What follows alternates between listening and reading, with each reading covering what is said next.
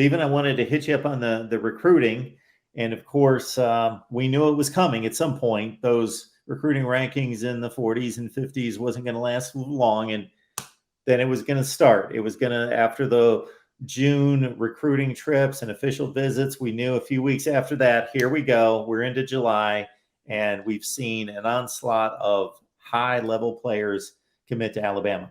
It has ramped up here, Mark, since June. When you look at five-star Tony Micthell that has committed, and then after Tony Micthell, it just the onslaught kind of just took off there from there with Raquez McElderry, who was a longtime Georgia commit.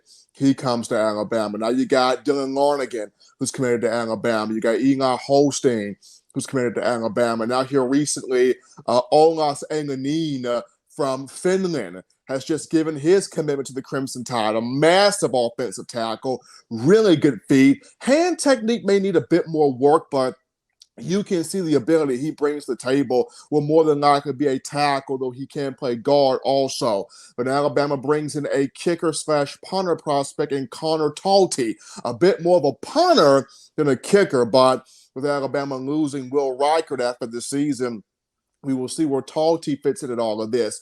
Coming up sooner down the pipeline, you've got Miles McVay, who's an absolute freak of an offensive lineman at 6'7", going to make his commitment soon. I see him more as a guard than tackle, but he's got the tackle size. And then you've got Carmani McClain, five-star defensive back, who's been killing it at the Future 50 recruiting site right now. And where does he end up?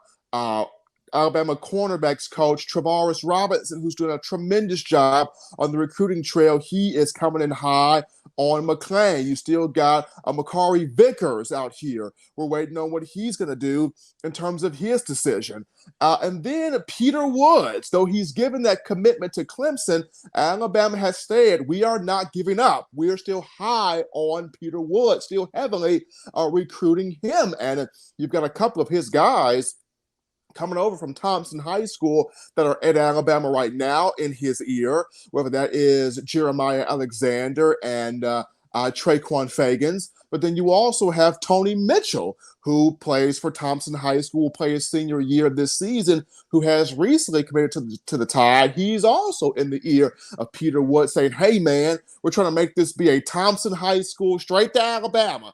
Thompson High School, kind of Alabama's IMG Academy, if you will. You're trying to go from Thompson to the Crimson Tide. So everybody's kind of in the ear of Peter Woods. But not just that, Bama was able to scoop up a Justice Haynes, freakish talent at the running back position. He is a Georgia legacy. So you're able to pick up that young man. And he's trying to help the Crimson Tide in getting one Richard Young, probably the top running back in this recruiting cycle. So things are starting to really pick up here between the months of June and July here for the Tide. A lot of these young men, Mark, they're waiting for their senior years to kick off prior to making that commitment. I know Kamari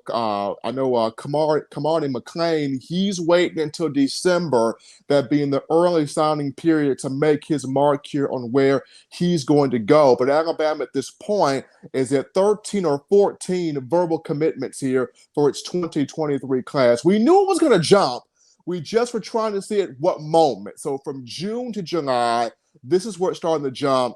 And so late July, I would keep my eyes here in the latter portion of this month for a Miles McVay making his move, among others here.